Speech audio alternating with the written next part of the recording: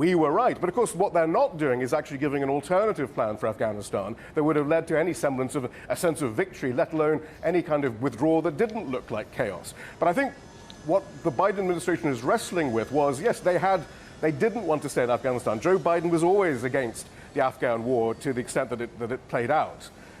But what they were supposedly completely on top of, because they're so smart, these young kids, Jake Sullivan, all these people, they understand the media and social media and everything else, was they didn't want a Saigon moment. They didn't want to have the appearance of chaos. And now they have it. How could they have misjudged that so terribly? Or how could they have not realized? I think that's the main question. And you have to wonder whether Biden, in his Uncle Joe sort of manner, says, look, all right, we got this wrong. Now we have to move on. But we still want to leave Afghanistan. You still want to leave Afghanistan. We are leaving Afghanistan. But yes, we got the withdrawal wrong. Perhaps, is that the way he's going to go? Because certainly, as far as the wider plan is concerned, we understand, certainly from the sort of leaks we've been getting, that there's not going to be any regret about withdrawing from Afghanistan. That is what the American people wanted. That's why they voted for Trump. He promised that. Then they voted for Biden. But remember when Biden came in, he said that the plan that Donald Trump had in place was unworkable. So this was the Biden plan. Trump wanted the troops out by May.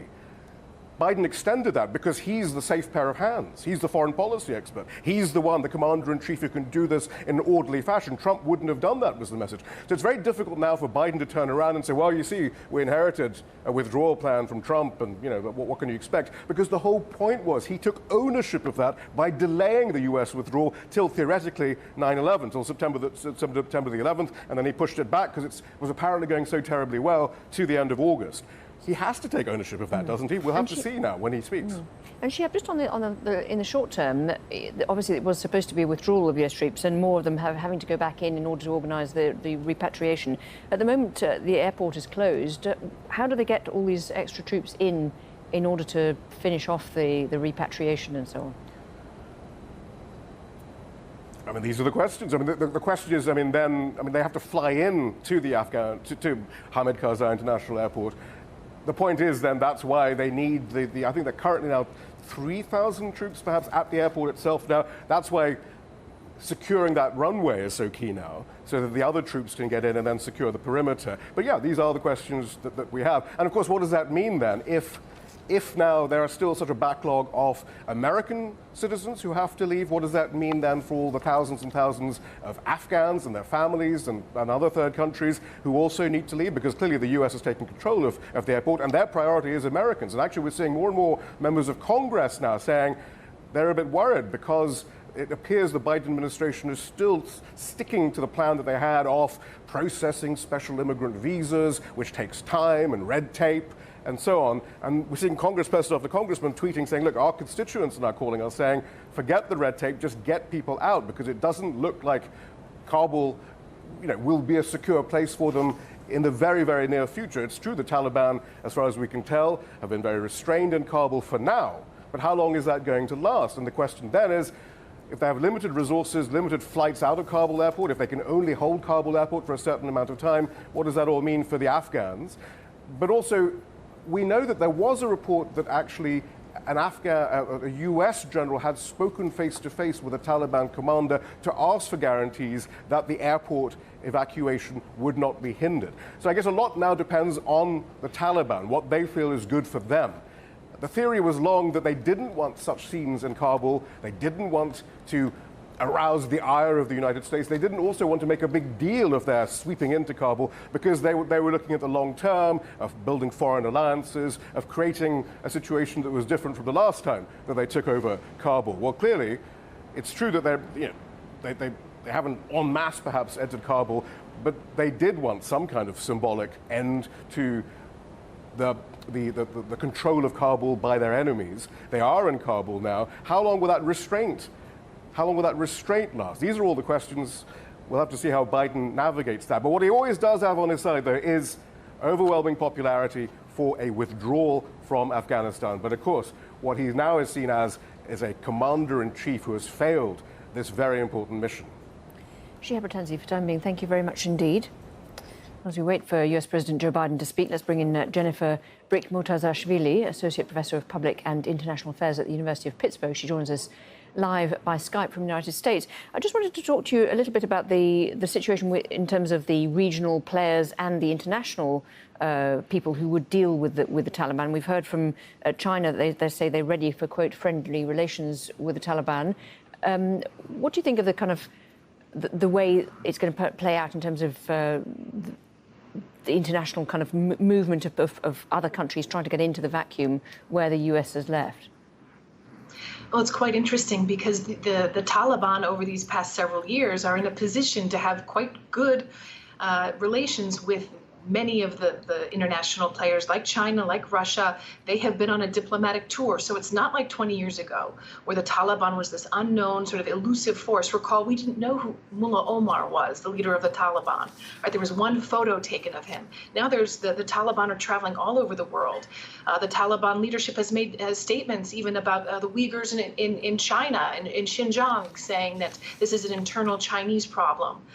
That they're not going to interfere in domestic Chinese affairs. So we see quite a sophisticated relationship between China and Afghanistan. And I think there's a lot of mutual interest in fighting ISIS and definitely fighting ISIS forces and national extremist groups that are in Afghanistan. And I think the question for the Taliban is whether they are willing to isolate these groups. Many of the Central Asian fighters and Al-Qaeda and some Uyghur fighters who are in Afghanistan. And what about the situation at the moment? How do you see it playing out? Unless the airport opens soon, what's your forecast for what will happen? If I knew, I'd win a Nobel Prize, but I think it does seem that the Taliban are sort of waiting and seeing. They understand, I think they do understand that society has changed. And this is something that's really surprised me watching the past several days, is that the messaging from the Taliban is really aligned with the grievances in society. That their messaging shows that they understand that people are fed up with corruption. They understand that people want calm, they want peace. They're trying to reassure the population. To me, that's quite positive. It means that they understand what the problems are. Now, it's a much bigger question to say that they're going to be able to address them in an adequate way, in a way that respects people's rights. I think that is a very big question and one that we just don't know. Tell me about the humanitarian question. I mean, there was a lot of countries have abandoned any idea of a kind of responsibility to protect. Those kind of doctrines seem to have gone out the window. In future, do you think no country will ever want to get involved in another, however bad it gets, or do you think people have just abandoned any idea that if it gets bad, you try and help people out? I don't think that is going to stop. I think that there is an international, sort of a human desire, right, by many people to help their neighbors. And sometimes we see the countries helping their neighbors and countries helping countries. I don't think that this is going to stop. I think we have to learn a lot of lessons from the misadventures in Afghanistan. This wasn't, a question of humanitarian assistance. This was a question of trying to reconstruct a society in sometimes fantastical ways. The international project was large, it was grotesque, it expended a lot of money in ways that I think was often counterproductive, and the people of Afghanistan understood that, even if they supported many of the efforts. I think the corruption that was brought along with it really undermined so much of what the U.S. and international partners were trying to achieve. But I don't think we can take the lessons of we must take the lessons of Afghanistan to other countries to understand how not to do things. But I don't think this kills the desire of countries to help one another. And in terms of what went wrong, where do you see the responsibility? I mean, is it? Some people point to the Trump deal done with the Taliban, and others say no, it's about the execution under Biden of the pullout. What do you think? Where do you think the bulk of the blame lies in terms of how it's panned out? There's so much discussion of blame right now, and I think this is sort of the wrong question. I think everyone is to blame, quite frankly. There's been a malpractice in the Afghan intervention for 2 decades. We have seen just expansive efforts to try to build a state Going back to Bonn, I think we could point to the desire to create this very, very centralized constitution, one of the most centralized in the world. So what you see happening throughout the country are regional leaders who are appointed by the center, carefully, curated and appointed by the center, who had no accountability to people in the communities. So what you saw were military commanders who were serving, who were handpicked by President Ghani, who were had no support from the local population. You saw governors who had no support from the local population. So there was major problems going back to the kind of constitution that was adopted in Afghanistan. As I said, one of the most centralized in the world for a country that is so decentralized, that has a history of fragmentation, that has a history of very strong local participation. But none of that creativity that people have in communities was ever channeled into the government. And I think that was a major failure of the international community to ever try to rectify that or put pressure on the Afghan government to give people more representation at the local level. To me, that really undermined everything that the international community was trying to achieve. What about the future in terms of the way the Taliban deal with other parties within Afghanistan? And clearly the existing government left, but there are still other groups vying for some kind of influence. How do you think the Taliban will deal with them? So this is a really good question. We see, so far, we see President Karzai has remained. We see Dr. Abdullah it remains in Kabul and is trying to negotiate with the Taliban. I think 20 years ago, we might not see these former leaders survive. So the fact that they're there, they're putting a very strong, reassuring statement to many Afghan citizens who are worried about this transition. President Karzai had a video, I think it was yesterday, with his young daughters. He brought them out and said he asked the Taliban for peace. This was a very moving moment for many Afghans to see this. But there are questions about how he will deal with sort of the remnants of the Northern Alliance. It's important to note that Panjshir province, the historic home of the Northern Alliance, has not fallen to the Taliban. Ahmed Massoud is still there. He is promising to fight. We're not seeing a fight, at least not that I'm seeing reports of right now. Maybe it's unclear whether the Taliban will allow this sort of modus vivendi to exist. It's a question. We don't know. Tell me about the relationship. I mean, obviously, we talked a little bit earlier about relationships with people like China and Russia. What about with the European powers? How difficult is it for the European powers to tread that line between saying, these guys, the Taliban, can become our partners when they've essentially said that they were terrorists until fairly recently? Are they going to be able to recognise the Taliban, do you think? Of course. I mean, I don't think if the Taliban can adhere to certain commitments, I don't think that the EU really has any choice but to recognize them. They're going to be recognized by other countries in the region. They're going to be recognized, for better or worse, by the people of Afghanistan. So for the past several years, the United States and the EU and so many partners have been dealing directly with the Taliban, that not to recognize the government when it fell, when it collapsed, I think would be problematic.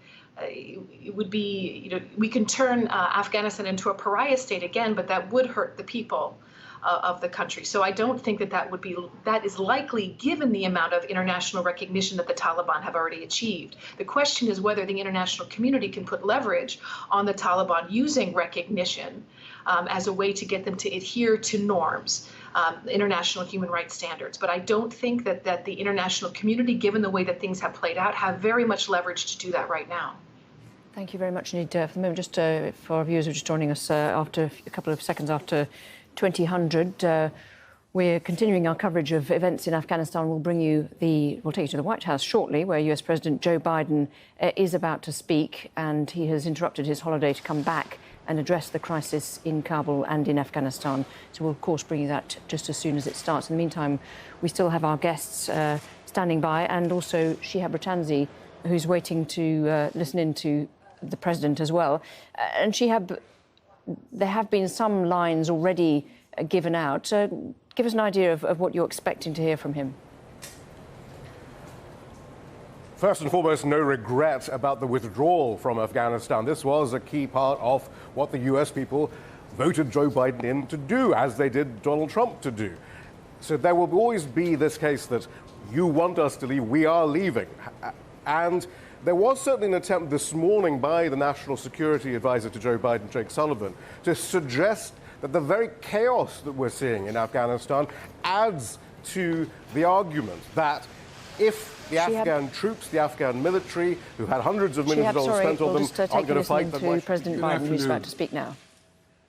I want to speak today to the unfolding situation in Afghanistan, the developments that have taken place in the last week, and the steps we're taking to address the rapidly evolving events.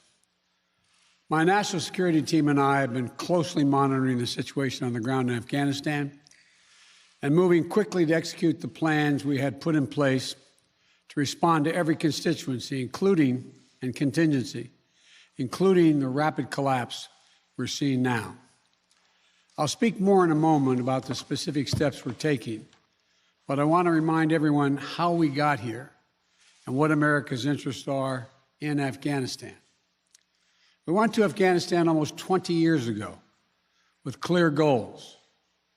Get those who attacked us on September 11, 2001, and make sure al-Qaeda could not use Afghanistan as a base from which to attack us again. We did that. We severely degraded al-Qaeda in Afghanistan. We never gave up the hunt for Osama bin Laden, and we got him. That was a decade ago. Our mission in Afghanistan was never supposed to have been nation building. It was never supposed to be creating a unified, centralized democracy. Our only vital national interest in Afghanistan remains today what it has always been: preventing a terrorist attack on America's homeland. I've argued for many years that our mission should be narrowly focused on counterterrorism, not counterinsurgency or nation building. That's why I opposed the surge when it was proposed in 2009 when I was vice president. And that's why, as president, I'm adamant that we focus on the threats we face today in 2021, not yesterday's threats. Today, the terrorist threat has metastasized well beyond Afghanistan. Al-Shabaab in Somalia, al-Qaeda in the Arabian Peninsula, al-Nusra in Syria, ISIS attempting to create a caliphate in Syria and Iraq, and establishing affiliates in multiple countries in Africa and Asia. These threats warrant our attention and our resources. We conduct effective counterterrorism missions against terrorist groups in multiple countries where we don't have permanent military presence. If necessary, we'll do the same in Afghanistan. We've developed counterterrorism over-the-horizon capability that will allow us to keep our eyes firmly fixed on the direct threats to the United States in the region and act quickly and decisively if needed. When I came into office, I inherited a deal that President Trump negotiated with the Taliban. Under his agreement, U.S. forces would be out of Afghanistan by May 1, 2021, just a little over 3 months after I took office. U.S. forces had already drawn down during the Trump administration from roughly 15,500 American forces to 2,500 troops in country. And the Taliban was at its strongest militarily since 2001. The choice I had to make as your president was either to follow through on that agreement or be prepared to go back to fighting the Taliban in the middle of the spring fighting season. There would have been no ceasefire after May 1. There was no agreement protecting our forces after May 1. There was no status quo of stability without American casualties after May 1. There was only a cold reality of either following through on the agreement to withdraw our forces or escalating the conflict and sending thousands more American troops back into combat in Afghanistan, lurching into the third decade of conflict. I stand squarely behind my decision. After 20 years, I've learned the hard way that there was never a good time to withdraw U.S. forces. That's why we're still there. We were clear-eyed about the risks. We planned for every contingency, but I always promised the American people that I would be straight with you. The truth is, this did unfold more quickly than we had anticipated. So what's happened? Afghanistan political leaders gave up and fled the country. The Afghan military collapsed, sometime without trying to fight. If anything, the developments of the past week reinforced that ending U.S. military involvement in Afghanistan now was the right decision. American troops cannot and should not be fighting in a war and dying in a war that Afghan forces are not willing to fight for themselves. We spent over $1 trillion. We trained and equipped an Afghan military force with some 300,000 strong, incredibly well equipped, a force larger in size than the militaries of many of our NATO allies. We gave them every tool they could need. We paid their salaries, provided for the maintenance of their Air Force, something the Taliban doesn't have. Taliban does not have an Air Force. We provided close air support. We gave them every chance to determine their own future. What we could not provide them was the will to fight for that future. There are some very brave and capable Afghan special forces units and soldiers. But if Afghanistan is unable to mount any real resistance to the Taliban now, there is no chance that 1 year, 1 more year, 5 more years, or 20 more years of U.S. military boots on the ground would have made any difference. And here's what I believe to my core. It is wrong to order American troops to step up when Afghanistan's own armed forces would not. If the political leaders of Afghanistan were unable to come together for the good of their people, unable to negotiate for the future of their country when the chips were down, they would never have done so while U.S. troops remained in Afghanistan, bearing the brunt of the fighting for them.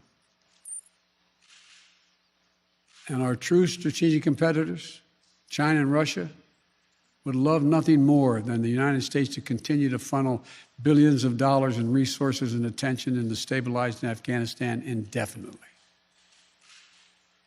When I hosted President Ghani and Chairman Abdullah at the White House in June, and again when I spoke by phone to Ghani in July, we had very frank conversations. We talked about how Afghanistan should prepare to fight their civil wars after the U.S. military departed, to clean up the corruption in government so the government could function for the Afghan people. We talked extensively about the need for Afghan leaders to unite politically. They failed to do any of that. I also urged them to engage in diplomacy, to seek a political settlement with the Taliban. This advice was flatly refused. Mr. Ghani insisted the Afghan forces would fight, but obviously he was wrong. So I'm left again to ask of those who argue that we should stay, how many more generations of America's daughters and sons would you have me send to fight Afghanistan's civil war when Afghan troops will not? How many more lives, American lives, is it worth? How many endless rows of headstones at Arlington National Cemetery? I'm clear on my answer. I will not repeat the mistakes we've made in the past. Mistake of staying and fighting indefinitely in a conflict that is not in the national interest of the United States, of doubling down on a civil war in a foreign country, of attempting to remake a country through the endless military deployments of U.S. forces. Those are the mistakes we cannot continue to repeat because we have significant vital interest in the world that we cannot afford to ignore. I also want to acknowledge how painful this is to so many of us. The scenes we're seeing in Afghanistan, they're gut-wrenching, particularly for our veterans, our diplomats, humanitarian workers, for anyone who has spent time on the ground working to support the Afghan people, for those who have lost loved ones in Afghanistan, and for Americans who have fought and served in the country, serve our country in Afghanistan. This is deeply, deeply personal. It is for me as well. I've worked on these issues as long as anyone. I've been throughout Afghanistan during this war, while the war was going on, from Kabul to Kandahar to the Kunar Valley. I've traveled there on 4 different occasions. I've met with the people. I've spoken to the leaders. I spent time with our troops. And I came to understand firsthand what was and was not possible in Afghanistan. So now we're focused on what is possible. We will continue to support the Afghan people. We will lead with our diplomacy, our international influence, and our humanitarian aid. We'll continue to push for regional diplomacy and engagement to prevent violence and instability. We'll continue to speak out for the basic rights of the Afghan people, of women and girls, just as we speak out all over the world. I've been clear, the human rights must be the center of our foreign policy, not the periphery. But the way to do it is not through endless military deployments. It's with our diplomacy, our economic tools, and rallying the world to join us. Now, let me lay out the current mission in Afghanistan. I was asked to authorize, and I did, 6,000 U.S. troops to deploy to Afghanistan for the purpose of assisting in the departure of U.S. and allied civilian personnel from Afghanistan, and to evacuate our Afghan allies and vulnerable Afghans to safety outside of Afghanistan. Our troops are working to secure the airfield and to ensure continued operation of both the civilian and military flights. We're taking over air traffic control. We have safely shut down our embassy and transferred our diplomats. Our diplomatic presence is now consolidated at the airport as well. Over the coming days, we intend to transport out thousands of American citizens who have been living and working in Afghanistan. We'll also continue to support the safe departure of civilian personnel, the civilian personnel of our allies who are still serving in Afghanistan. Operation Allies Refugee, which I announced back in July, has already moved 2,000 Afghans who are eligible for special immigration visas and their families to the United States. In the coming days, the U.S. military will provide assistance to move more SIV-eligible Afghans and their families out of Afghanistan.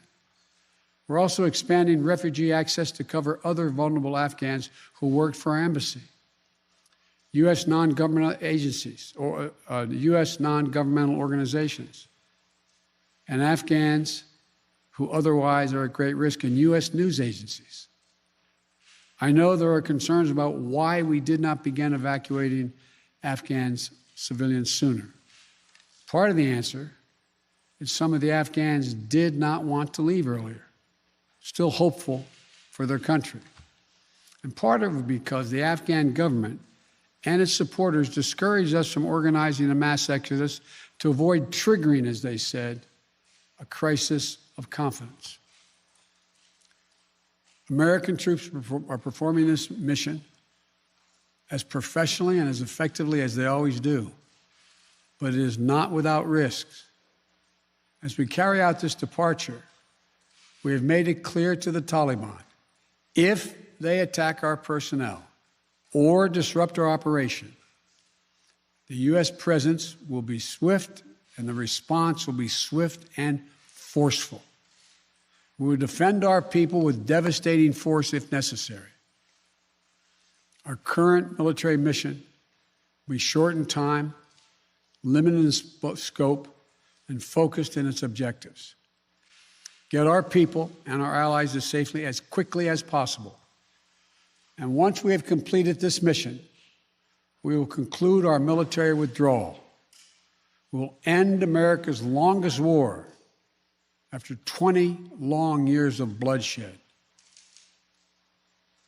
The events we're seeing now are sadly proof that no amount of military force would ever deliver a stable, united, secure Afghanistan, as known in history as the graveyard of empires.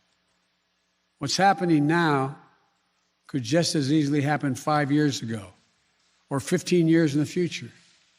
We have to be honest. Our mission in Afghanistan is taking many missteps, made many missteps over the past 2 decades.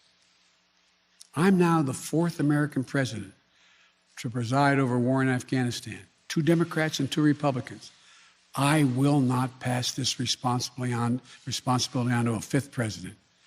I will not mislead the American people by claiming that just a little more time in Afghanistan will make all the difference. Nor will I shrink from my share of responsibility for where we are today and how we must move forward from here. I am President of the United States of America, and the buck stops with me. I'm deeply saddened by the facts we now face.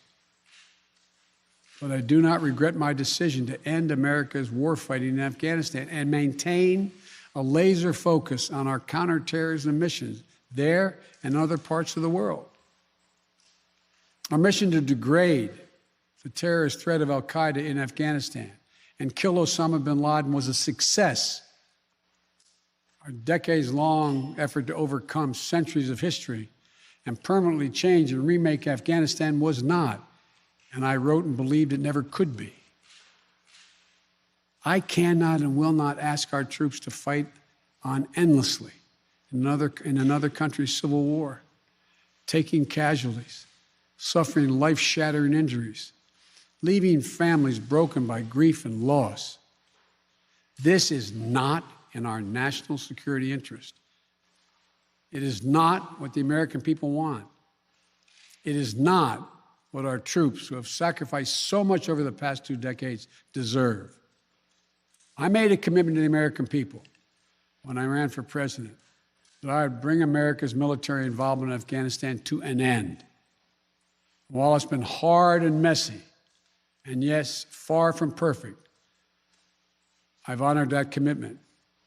More importantly, I made a commitment to the brave men and women who serve this nation that I wasn't going to ask them to continue to risk their lives in a military action that should have ended long ago. Our leaders did that in Vietnam when I got here as a young man. I will not do it in Afghanistan. I know my decision will be criticized, but I would rather take all that criticism than pass this decision on to another president of the United States, yet another one, a 5th one, because it's the right one, it's the right decision for our people, the right one for our brave service members who risk their lives serving our nation, and it's the right one for America. Thank you. May God protect our troops, our diplomats, and all brave Americans serving in harm's way. We've been watching President Biden addressing the crisis in Afghanistan. He said he stands squarely behind his decision to pull the troops out of Afghanistan. He admitted that events did unfold more quickly on the ground than anticipated, but he went on to say that US troops should not be fighting in a war that Afghan forces refused to fight themselves. He said that Afghan leaders had given up and fled and that the Afghan military refused to fight. He did acknowledge, though, that the scenes are gut-wrenching for veterans and anyone who'd been involved in working in Afghanistan in the last 20 years or who lost loved ones there. He also said that 6,000 troops had been authorised to assist in the evacuation of US personnel and vulnerable Afghans, and that he'd made it clear to the Taliban that if any of those troops were attacked, the response would be swift. Let's bring in Shihab Ratanzi from Washington, D.C. So an unrepentant President Biden there, spelling out his reasons why they had to pull out, and unapologetic, really, for the way it's happened. And it's clear then that the White House feels that wish by the American public to finally leave Afghanistan will be far more powerful than the scenes of chaos that we've been seeing over the last few days. It is overwhelmingly popular that the US is finally ending its mission in Afghanistan. And that's what that first section of his speech was all about. And as we expected, his point was going to be, look, we see the chaos, but that only adds to my resolve that we need to leave because, look, they don't want to fight themselves. They don't want to fight against the Taliban themselves, so therefore we should be not fighting on their behalf. That was his message. He said that the buck stopped with him, but actually there was plenty of blame that he was apportioning throughout that speech, particularly to the Afghan government, the former Afghan government of Ashraf Ghani, whom he said had not reached a political settlement with the Taliban, so blaming them for that not being in place. But also when it comes to some of the chaotic scenes here, his suggestion there was, we wanted to evacuate people. It was the Afghan government that didn't let us because they didn't want it to seem like there was some crisis of confidence in the government. So blaming the Afghan government, blaming the Afghan troops, which he still sticks to the line of being there, 300,000 fully equipped, but never really coming to terms with the fact that we've known for years now that that simply wasn't the case, and that when push came to shove, there was very little evidence that an Afghan force would fight for a government that they did not believe in Kabul, that was simply being propped up by US and US dollars in particular. He doesn't accept any of that. So there was this, okay, I'm the one who's presiding over this, the buck stops with me, but look, I'm doing what I said we would do when others, and you're once reminded of President Obama, for example, simply doubled down on the conflict in Afghanistan. At least I'm getting us out. That seemed to be the message. What about this, the line that he took that actually they can conduct effective counterterrorism efforts and they do so in multiple countries without permanent presences there? Does that go some way to answering some of his critics? Because as he was saying, though, that as far as he was concerned, and clearly this wasn't how things panned out, and this isn't what we heard by president after president, but he was saying this was never a mission about nation building or creating a more secure Afghanistan. It was only ever about counterterrorism, preventing al-Qaeda a safe haven post 9/11. We achieved that rapidly. We got Osama bin Laden when he was vice president, clearly. So we did that. And he's true. He's right, actually, that he was never someone who was for Obama's surge, and he was always someone who spoke out against a long-term nation building in Afghanistan. That is true. He does have that on his side. And yes, so he's saying that to continue that core mission, which is counterterrorism, he says that as we do around the world, we're able to fight any threats to the homeland without having a permanent or troop presence in other countries. I mean, clearly that isn't true either. We know that just in the last, from Obama onwards, from the war on terror onwards, the US has a troop presence in countless countries now, both covert and overt.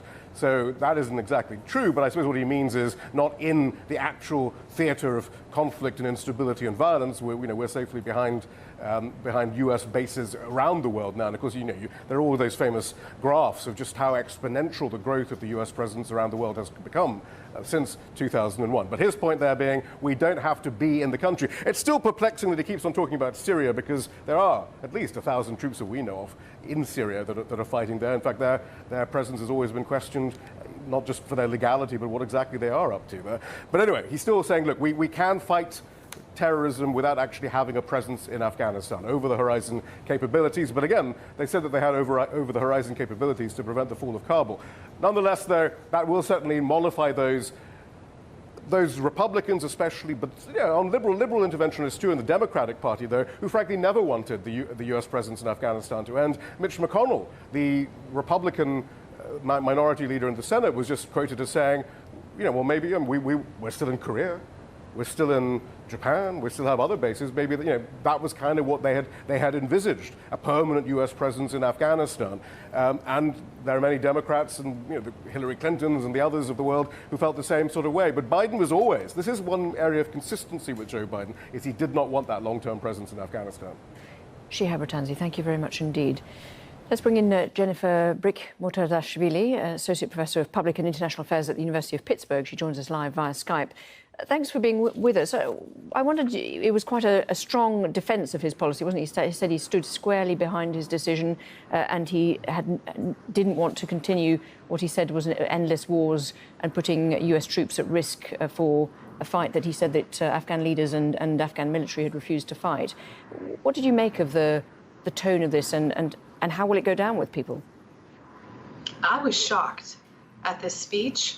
I agree with his policies, actually. I agree with the desire to withdraw from Afghanistan. I agree with his assessment that Ashraf Ghani's government is to blame for many of these problems.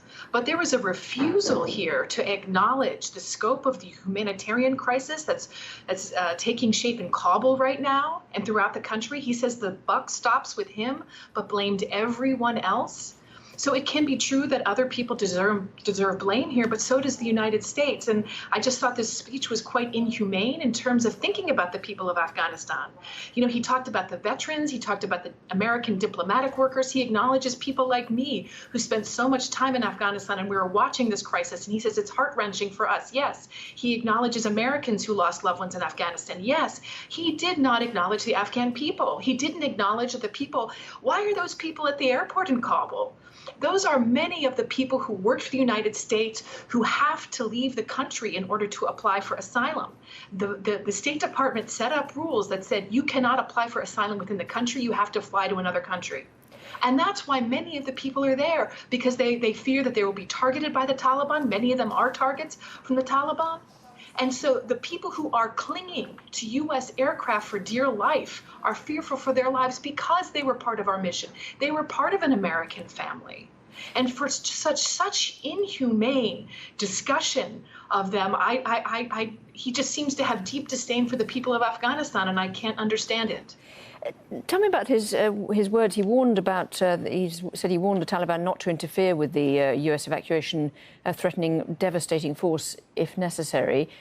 What's your impression of how this is going to pan out? Do you think that will be avoided, that escalation, and that the Taliban will hold off from interfering with evacuation? I don't think the Taliban have any interest in interfering with the evacuation now. I think they're waiting for the United States to clear, whatever, finish their business and get out so they can, set up their government. They're not interested in giving the United States another reason to stay or to stay involved. So I think that's the incentive that the Taliban's looking at right now. And what about when he talked about, you mentioned that you were surprised about the lack of reference to the Afghan people. He did say that he would continue to support the Afghan people and that and human rights should be centre of our policy, but not through endless wars. How effective do you think the support can be without any kind of military presence? So I think this is when it comes to a question for the Afghan people and how they negotiate this with the Taliban government. Afghan society has changed quite a lot over the past 20 years. Society is in a much stronger position to negotiate with the Taliban government than it was. The Taliban recognizes that. That's why they're behaving, I think, in a more restrained way, at least for now, in terms of the population of Kabul. I don't think the United States has much leverage to affect these things right now. The United States, I think, has discredited itself on these issues in Afghanistan. I mean, you say the way they behaved in Kabul. There have been some reports that actually elsewhere in the country they have returned to some of the old ways. So is that where do you see the difference there? So I think this is a big question. We're still in the fog of war right now. The Taliban have not established their government. They haven't decided whether there'll be power sharing. It's unclear what this government will look like. So we're seeing atrocities. We've seen atrocities from the Afghan government side. I don't mean to excuse atrocities from the Taliban, but I think we have yet to understand how the Taliban will govern. They have not articulated a governing strategy. And in terms of the damage from all of this, what's your impression of the legacy for Biden, but also for American foreign policy of this whole episode? I think that the U.S. has lost enormous credibility. The United States put many of these leaders that President Biden was blaming today. He put those people in place. John Kerry brokered an agreement in 2014 that put Ashraf Ghani in power, and to blame the Afghan people for that, I think people will look at this experience and really question how much they want to be involved with the United States. I think that, does the United States have credibility? Credibility is very hard. It's very hard for democracies to engage in prolonged state building like this. It's remarkable that the United States was here in Afghanistan for 20 years. But I think that the U.S. is going to struggle, given the reaction to the events in Afghanistan. I think it's really going to struggle to maintain credibility and to be seen as a strong partner to many. Jennifer Brick-Mutazashvili, thank you very much indeed for joining us. Thank you. Well, Afghanistan has marked its first full day under the rule of a reinvigorated Taliban, and as that reality struck, it led to scenes, as we've heard, of desperation at Kabul airport. There were reports of injuries and at least 2 deaths as huge numbers of people tried to board any flight in attempts to flee the country. Runways were chaotic as hundreds of people ran alongside a US military aircraft, some clinging to the sides of the plane as it tried to take off.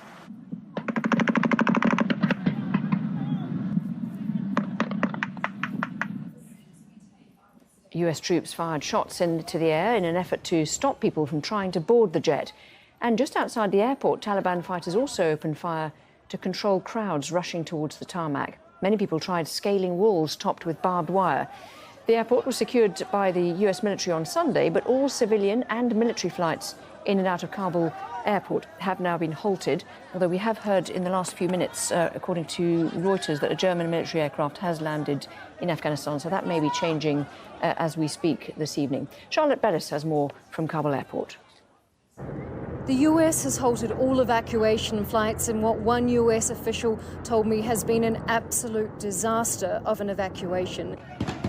There has been scenes of chaos at Kabul International Airport ever since President Ghani got on a plane late on Sunday afternoon. Since then, thousands of people have overwhelmed the airport, they have overwhelmed security, and they have made their way onto the runway. They breached the tarmac, and the US has been unable to secure it since. Afghan civilians even chased a C-17 on the runway. They climbed onto the wing before the plane took off. In another video, you see what appears to be a person falling from a plane. Now, the Americans have been using a couple of Apache helicopters to clear the runway to try and make space for their planes, but they have since decided to halt these evacuation flights while they try to get the situation under control. They are using US Marines who were seen running through the departure terminal. We know that about 6,000 US troops are here in Kabul. That's more troops from America that have been here all year, but they're here trying to secure the airport at this time so these evacuation flights can restart. In the meantime, on the airport exterior, the Taliban say they are trying to secure the airport. They have been firing shots into the air to try to disperse the crowd, and yet people still climb the fences and are making their way onto the runway. The US under a lot of pressure to get their people out and get them out quickly. There are thousands of Americans currently at Kabul International Airport waiting for these evacuation flights on military planes, not to mention thousands of other foreigners who are also waiting to get out on military planes from their respective countries. But in the meantime, there are still thousands of Afghans on the tarmac and no planes can move. Charlotte Bellis, Al Jazeera, Kabul. Former Afghan Prime Minister Gulbuddin Hekmatyar says he'll travel to Doha on Tuesday to hold talks with Taliban representatives. He'll be joined by former President Hamid Karzai and the head of the Reconciliation Council, Abdullah Abdullah. Hekmatyar says the meeting is about a power transition and forming a new government. He says the way the Taliban has acted after entering Kabul sends positive indications. Well, it took the Taliban just 10 days to reclaim control of Afghanistan, and emotions are ranging from astonishment to fear of what lies ahead. On the streets of the capital, armed Taliban fighters are everywhere, including the checkpoints, which used to be official police or military barricades. Rob McBride has more from Kabul. The city of Kabul has experienced so much upheaval for decades, and this is another change to get used to, and one that's far from easy. The situation for now is not clear. No one can say what will happen. All the people are just lost and confused. In the space of one traumatic day, life on the streets feels completely different. This is one of the most obvious signs of the transformation that's taken place here literally overnight. The whole of the center of Kabul is protected by these fortified checkpoints, concrete blocks, barriers, normally guards carrying automatic weapons and armored Humvees with heavy machine guns. On this morning, nothing. People have been getting used to the novelty of a new force in charge, the subject of intense curiosity as Taliban take up checkpoint duties on the roads. Whoever used to fear us, they've now seen the Mujahideen and that we are from the soil, and we don't want Afghanistan to be destroyed. But there's widespread nervousness about what this new Taliban rule will look like.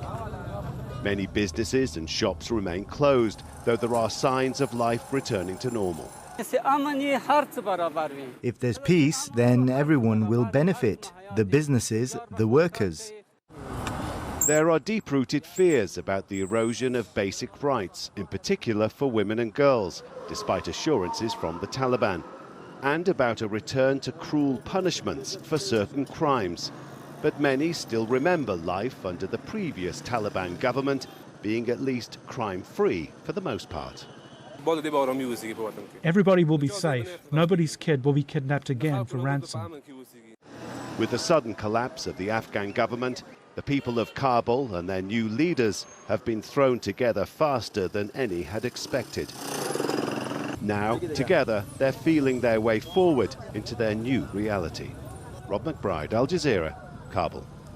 The United Nations Security Council is urging an immediate cessation of all hostilities in Afghanistan. In a statement agreed after an emergency meeting, the Council called for the establishment of an inclusive and representative government with meaningful participation by women. Our diplomatic editor James Bays reports from UN headquarters in New York. Around the Security Council table, deep concern about the dramatic developments in Afghanistan. At this grave hour, I urge all parties, especially the Taliban. Let's take you live to Washington, where the spokesperson for the US State Department, Ned Price, is briefing journalists on Afghanistan. The safety and security of US government employees and US citizens overseas is our top priority. All remaining US direct hire embassy personnel, including the ambassador, have relocated to Hamid Karzai International Airport, where they are secure. The Department of Defense is working to restore a safe and secure environment so that military and commercial flights can resume. Now, of course, the situation is evolving quickly, and we will communicate information to U.S. citizens as rapidly as possible. In the meantime, we are asking U.S. citizens to shelter and not to travel to the airport until they hear otherwise from the Department of State. We also continue to pursue all options to relocate interested and qualified Afghan SIV applicants and their immediate families, as well as other vulnerable Afghans. We remain closely coordinated with our international partners on the ground and around the globe. We've been engaging tirelessly with our partners in the international community. You may have seen last night, the United States organized a joint statement with 98 signatories calling on all parties to respect and facilitate the safe and orderly departure of foreign nationals and Afghans who wish to leave the country. Today, Secretary Blinken spoke with Russian Foreign Minister Lavrov, PRC State Counselor and Foreign Minister Wang Yi, Pakistan Foreign Minister Qureshi, UK Foreign Secretary Raab, NATO Secretary General Stoltenberg, Turkish Foreign Minister Çavuşoğlu, and EU High Representative Josep Borrell. Yesterday, he spoke with Australian Foreign Minister Payne, French Foreign Minister Le Drian, German Foreign Minister Maas, and Norwegian Foreign Minister Søreide. Other senior officials have been making calls to their counterparts as well around the clock.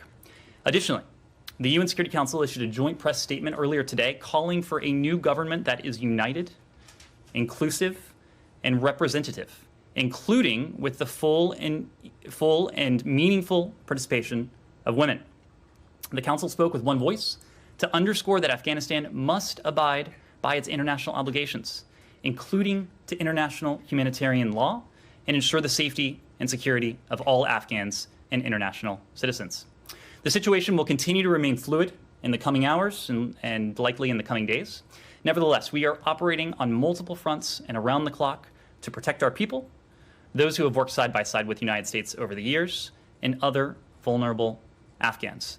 Now, before I take your questions, I do want to speak to one additional issue that is of great importance to us, and that is the U.S. response to the earthquake in Haiti. The United States is closely monitoring the situation following a magnitude 7.2 earthquake that struck the southwestern part of the country on August 14th. We offer our deepest condolences to all who suffered the loss of loved ones or saw their homes or businesses destroyed. We are in close contact with Haitian authorities to respond to the earthquake and any requests for assistance. On Saturday, USAID deployed a Disaster Assistance Response Team, or a DART, to lead the U.S. government's humanitarian response efforts. And yesterday, at the request of the government of Haiti, USAID deployed members of Fairfax County Fire Department's Urban Search and Rescue, USAR, a team to join the DART.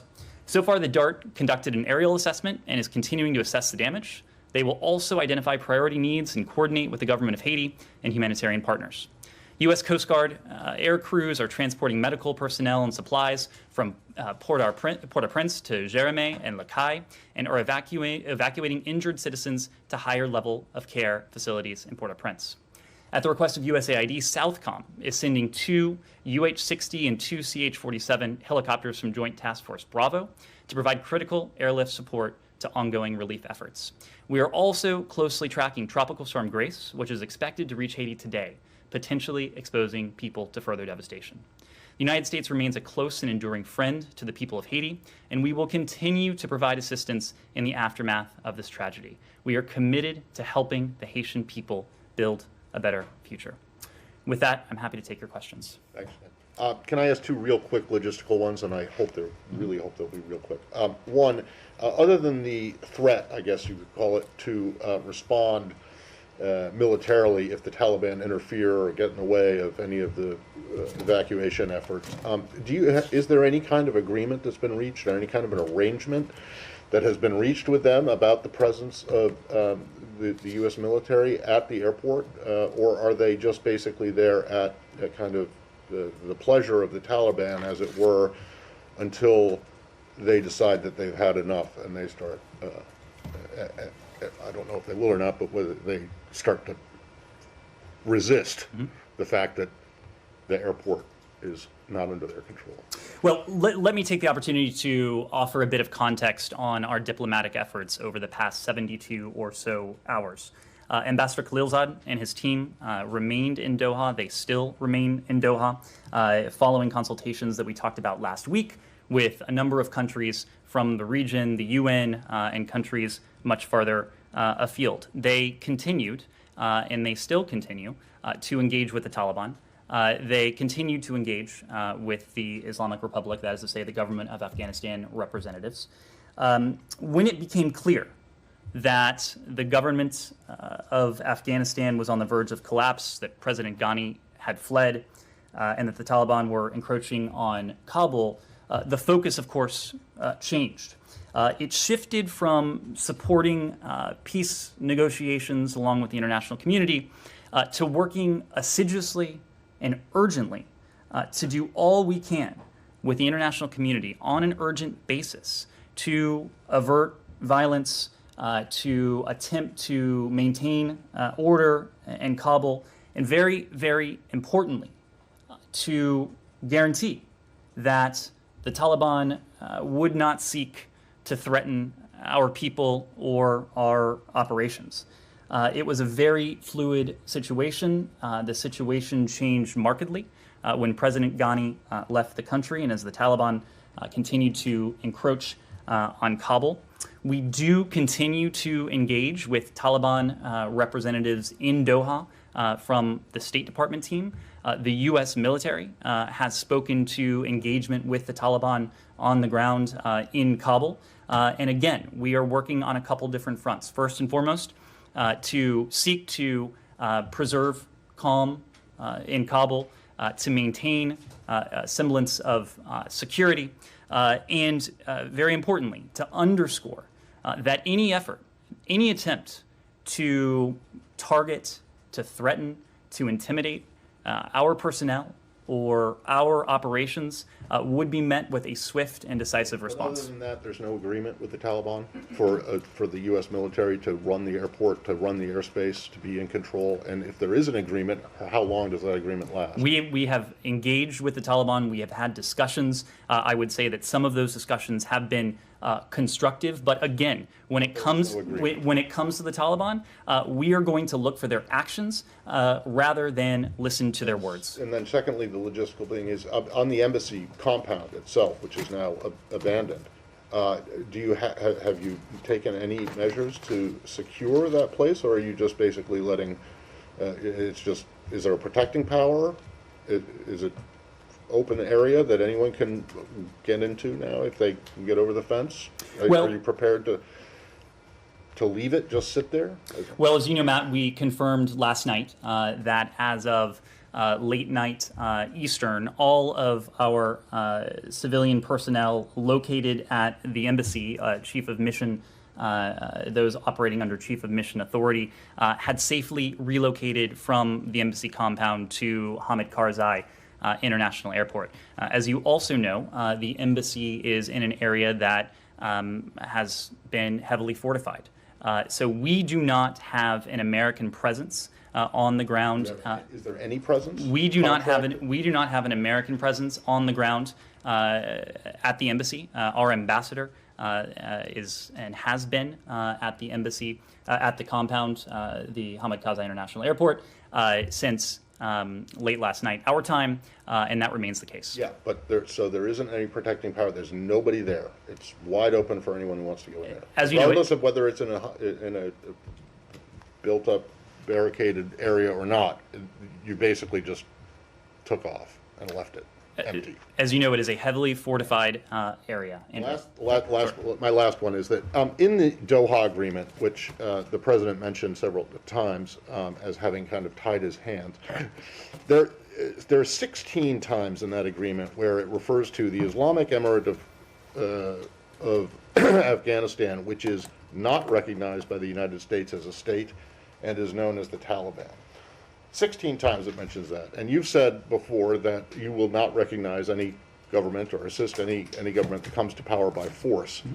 Mm-hmm. Since the Taliban basically walked in to Kabul and the president fled, are you in a position to say whether or not you might be willing to recognize a government that emerges from this, aside from the UN calls? Well, this is something that we have spoken to before. We have spoken to it before events of recent hours and recent days. Secretary Blinken spoke to this yesterday morning. We are still taking stock of what has transpired over the past 72 hours and the diplomatic and the political implications of that. We are, as you have seen in any number of venues, we are coordinating closely with Afghanistan's neighbors. As we've said, the secretary, other senior officials in this building, our ambassadors in their respective capitals around the world have engaged governments in the region and much farther afield on an aligned approach to the evolving situation. And you've already started to see some of the fruits of that. I think most notably, and I mentioned this at the outset, you saw the statement that emanated from the UN Security Council. Obviously, the UN Security Council has a permanent set of members, several of whom are among our closest allies in the world, and a couple countries where our interests are rarely aligned. Nevertheless, this document, it is quite strong. It is quite clear. I think it is reflective of the broad consensus that has emerged from the international community about not only our thinking, what the United States may or may not do going forward as we assess ultimately what has come to pass, but what the international community will do. This statement says that the sustainable end to the conflict can only be achieved through an inclusive, just, durable, and realistic political settlement that upholds human rights, including for women, children, and minorities. the Security Council, speaking with one voice, which, as you know, is not always an easy feat, called on all parties to adhere to international norms and standards on human rights, and to call for an immediate cease to any abuses in that regard. Ultimately, when it comes to our posture towards any future government in Afghanistan, it will depend upon the actions of that government. It will depend upon the actions of the Taliban. We are watching closely, but as you heard from this UN Security Council statement, and as you've heard from any number of governments that have issued their own unilateral statements, the world is watching closely. The fact is that a future Afghan government that upholds the basic rights of its people, that doesn't harbor terrorists, and that protects the basic rights of its people, including the basic fundamental rights of half of its population, its women and girls, that is a government that we would be able to work with. The converse is also true. We are not going to support a government that does not do that, a government that disregards the rights, the guarantees enshrined in basic documents like the Universal Declaration on Human Rights. That is not a government that the United States would be able to work with. That itself is important. It becomes all the more important when you account for the fact that you have a statement from the UN Security Council that was adopted by all of its members that says exactly that. Andrea.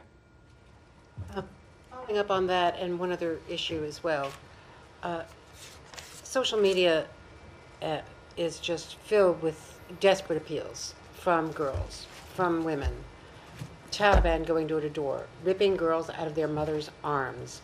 Women who have been told for 20 years they should get schooling, learn to code, learn to teach, become engineers, become doctors, become lawyers.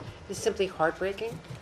And the question remains, there are Democrats as well as Republicans on the Hill, including veterans of the Afghan war and Iraq wars, saying that there should have been arrangements made months ago, that before the withdrawal was signaled by the date in April, that for months we should have been moving people out. We should have been moving on the evacuation, not only of the special visas, but of other people as well, and that this chaotic vision of people, thousands of people at the airport, climbing onto C-17s as they are rolling down the tarmac was completely avoidable, given the withdrawal. Secondly, let me ask you about a question regarding the President's speech. He said that we can accomplish the mission we accomplished 10 years ago of not only getting, bin Laden, but preventing